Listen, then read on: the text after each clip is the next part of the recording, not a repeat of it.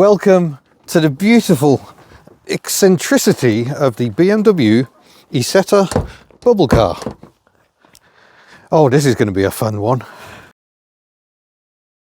So the BMW Isetta is one of those cars launched primarily when the Suez crisis was kicking in. Fuel prices were extortionate, and they also helped motorcyclists transition from motorbike to car, something you could just about get the family in. This is a design that originated in Italy, a company called Iso, which used to build fridges.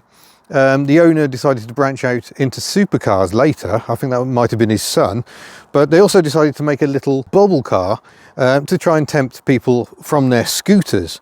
They gave up the idea pretty quickly, but they called their little bubble car the Isetta. But having decided it wasn't the way to proceed, they then sold the rights to BMW. And BMW changed quite a lot of things, the way the headlamps sit, this sort of window design at the back. They changed fairly early on in production to make it look a bit more car-like. And they used their own 4-stroke single-cylinder engine of about 200cc and had great success. Loads of these were sold. Arguably, this is the car that saved BMW. Previously, it had been built in huge luxury cars, and in the immediate post-war years, that is not how you made money. They were in trouble, and selling loads of these helped enormously. At the back on this one, we've got a single wheel, but actually originally it had 2 narrow wheels, but for the UK market a freewheeler was preferable. It got you cheaper tax. We've got the little fuel cap here with the BMW logo embossed within it, and the engine is actually offset to one side. The engine is under a cover here, which we do have the tool for. Let's see if we can have a look. This fantastic key. Let's see if we can gain access.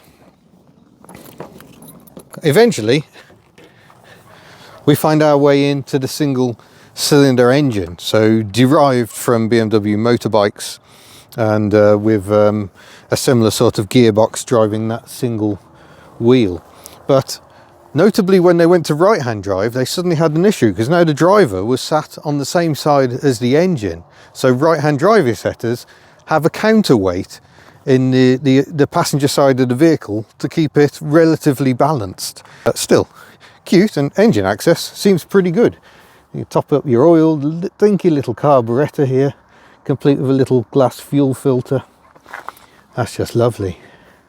I shall spare you the sight of me very slowly refitting this panel. No, we're going to build that. Oh, what? Pressure's on. This thing is super shiny. This is a German-built BMW Isetta, but they did actually make them in Brighton for a time, license-built, the right-hand drive ones, with the aforementioned counterweight. And yes, the door did operate the other way around for right-hand drive. You know what I find most hilarious? They actually sold these in America. Perhaps that's where the chrome bars come in for some sort of impact protection. Rather limited, but obviously the coolest thing is the front door. And unlike the Trojan, the steering wheel comes with it on this one. This is how you clamber aboard. So we've got a universal joint with grease nipple. So the steering wheel goes up the door. It makes it much easier to get into because it just pulls all this out of the way. But we can go through the switchgear while you're here. Obviously we've got ignition key there, and it's a keyed start. It's a dyno start, so it's like my Invacar. It's an electric motor with a belt, which starts the engine and then takes over charging duty. Got a light switch here as well. So that's your light switch. We've got a button for the screen wash. I'm not sure that's actually working, unfortunately. Indicator control is up here on the door itself, and if I pop the ignition on, we should, there we go. And I can see that straight in the mirror, so I don't need a warning light on the dashboard. Don't cook the coil. And then we got the single windscreen wiper. We will test that. I can see a few drops of rain worryingly, so we may test it more than we hoped. This is the heater. You can switch it to pump heat down or up, and there's a heater control there to open the flap. We don't know which way is hot. That's the choke control. And then we've got regular pedals. Look how tiny the throttle pedal is. adorable. And the gear lever, and I'll go through the gear positions. So first is back that way, then it's second, then across left for third, and then fourth, 4-speed gearbox, reverse being in this position. And that works quite nicely. Very, very mechanical feel to it. I have no idea what this switch does. What does that do? Is that your main beam, maybe? I don't know. Should we try that? Headlights on. Is that changing? Yes. There we go then. We found the main beam switch. Interesting place for it. And then, of course, you've got the sliding windows, which have a beautiful curve to them. But today we're in maximum summer mode. It isn't summer. Do you think we should try and shut the roof? Do you think it would be warmer? No, you don't think it would be warmer. Well, there we go. And there's not a lot else to show you. I can't show you the boot because it's just this shelf back here. But you could fit 2 or 3 people in the front. You can come over the top, dear. Hi. And yeah, a little basket to put your stuff. There were actually commercial versions of the Isetta with a little box on the back. They are super adorable. But I guess really we should be going for a drive. So let's fire this puppy up and terrify my passenger entirely. Right, down comes the door. Oh, there we go. Make sure that's firmly in position. And it's a challenge for the camera lady today. Are you all right there, dear? Yeah. Yeah, it's going to be a bit of a squeeze. So we go ignition on, we give it a little bit of throttle, just make sure we're in neutral.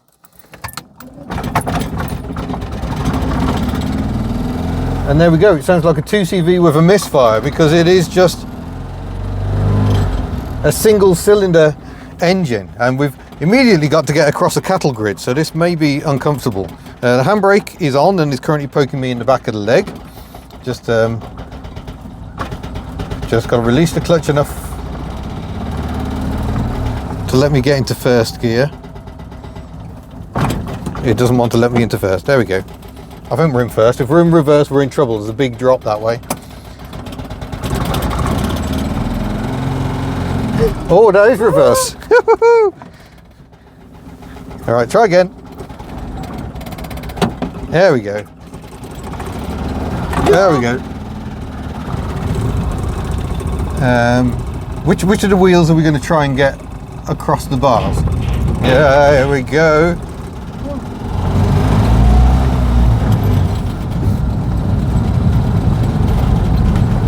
Oh no! Oh crap! Oh, that's big.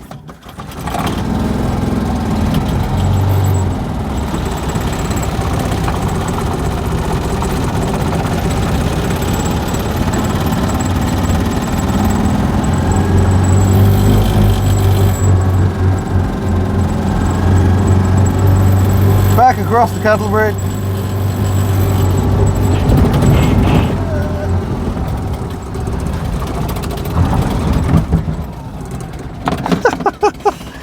The most chaotic filming ever. Right, into gear. Cross the cattle grid at an angle now. Is that better? No. Oh, I think it was slightly better actually. Into second gear. There's kind of a dog clutch gearbox, I think, a bit like a motorbike. So sometimes double declutching can help a bit on the changes, but first to second seems okay. We can't go much faster because we can't see around the corners. How on earth did people drive round in these back in the day? I have no idea. Into third. Up to the dizzy heights of 15 miles an hour at the moment. I don't know if Mid Wales is the intended market. Probably not. Maybe not Mid Wales. Yeah. I bet people own them though. For pottering around your village, may be ideal. Going to chapel. Yeah. Cram the family in. And we're going to go make our way to Devil's Bridge today. It should be fun. First we've got to get out onto the main road over there. Put the indicator on, give the switch a wiggle when it doesn't work. There we go.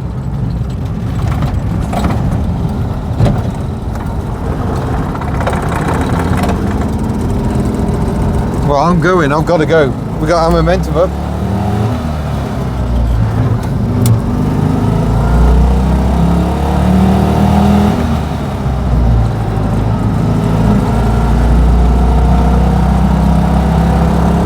is hilarious and terrifying. Actually, seems to be not needing double declutching going up the gearbox. Probably need a bit coming back down, but you've got to the dizzy heights of 30 there.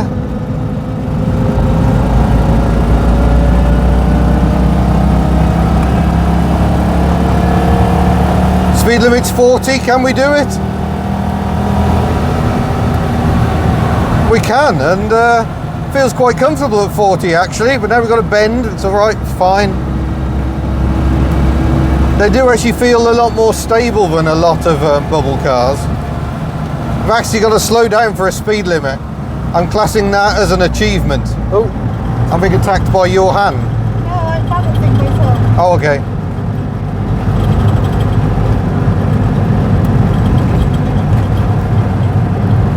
Go past the petrol station, give them a wave. They know the car well, it's a bit of a local celebrity. Get the indicator on.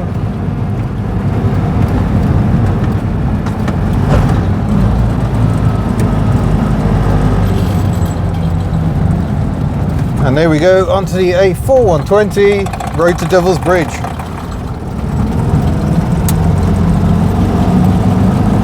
This is definitely an experience. You've just got to use all the revs, even in a 20 limit.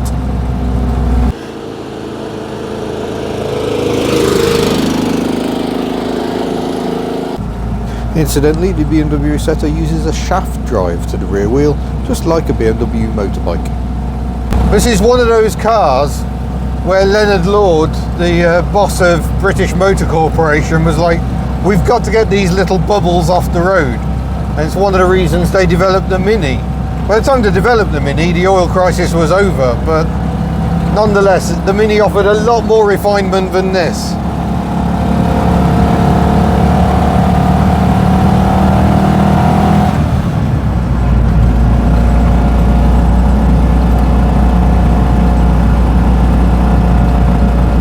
But yeah, compared to something like a Messerschmitt is terrifying. The wheels are tiny, and they seem to get redirected by every bump in the road. This actually feels quite smooth and stable. And the brakes, oh yeah, brakes are good. Very, very important to have your front brakes in balance when you've got a freewheeler. Otherwise they dart around under braking. This feels very good.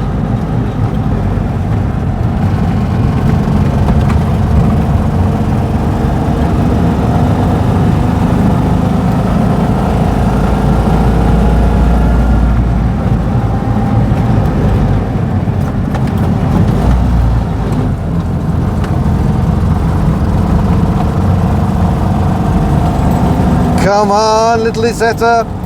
Oh. Into second.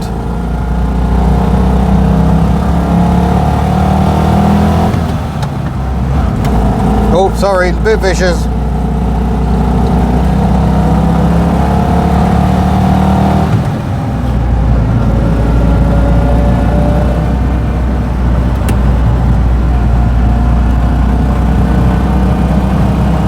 Oh, this is amazing.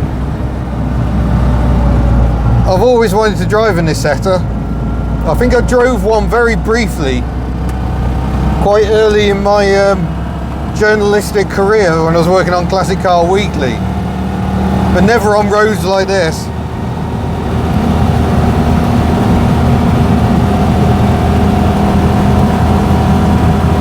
That's 40 miles an hour.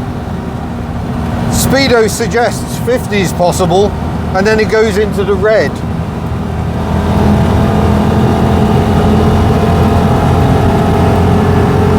But that's 45, and that'll do. We'll stick to 40.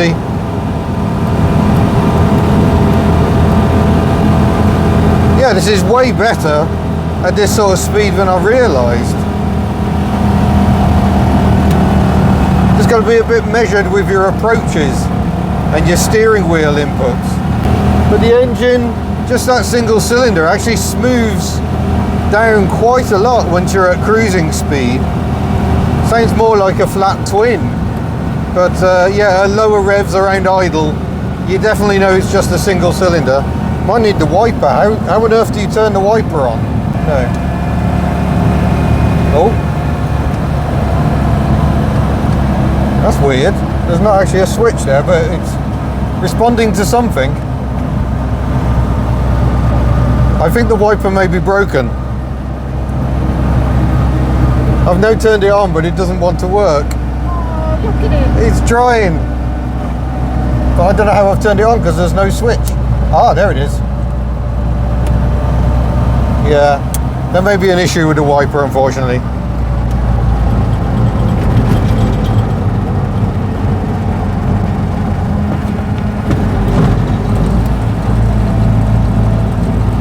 Well, here we are in Devil's Bridge. We have made it.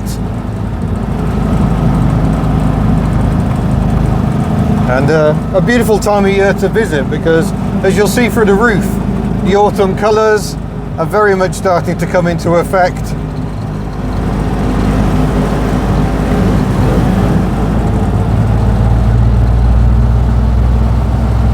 Oh, smell of two-stroke oil from all those motorbikes, but not from us, because we are four-stroking it, baby.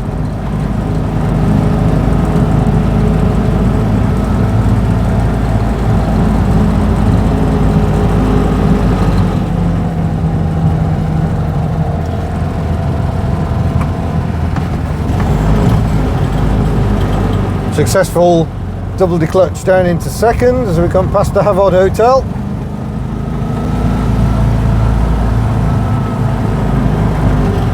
Peek around the corner. Left-hand drive, really not a disadvantage in this car.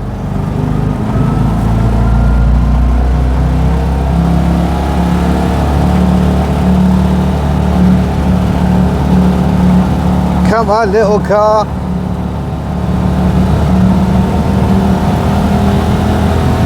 It actually feels more stable at speed than my Invacar, which is a bit concerning.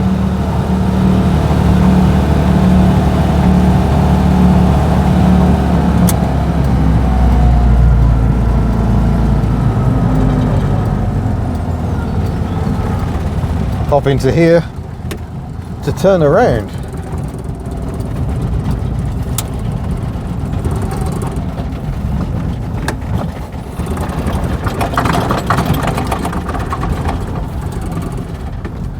There we go.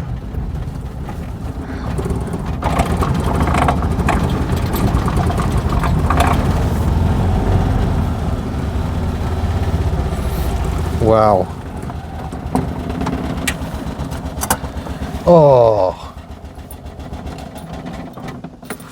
what an experience. That is certainly a drive like no other.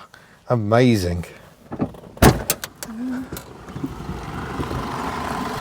Well, there we go. That is a quite extraordinary driving experience. I think probably a car more designed for urban city streets than the roads of Devil's Bridge. I've worn my voice out shouting over the engine, but absolutely amazing. Huge thanks to John for letting us drive this vehicle.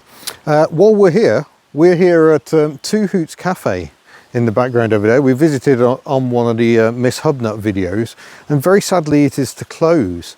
This area is being redeveloped by the railway. So we'd just like to say a huge thank you to Alan and Sian and their family for running this cafe for 34 years. When I moved here in 2010, that was just a porter cabin. It's grown into something much more. So we wish them all the best for the future. But yeah, absolutely incredible. I think I'm going to go for another drive now. Bye. No pachu. I'm just going to drive off.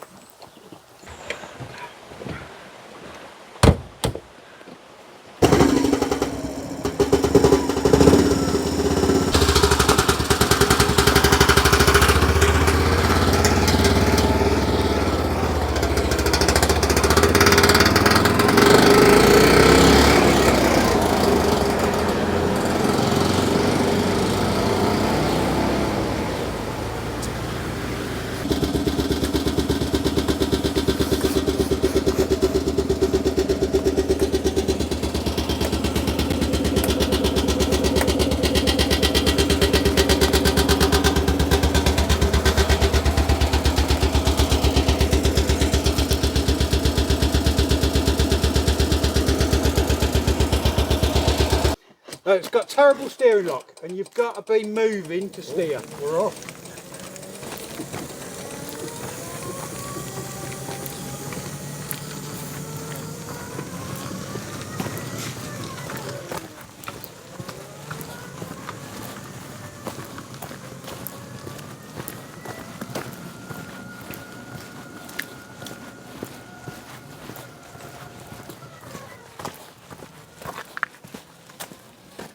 Big one, small one.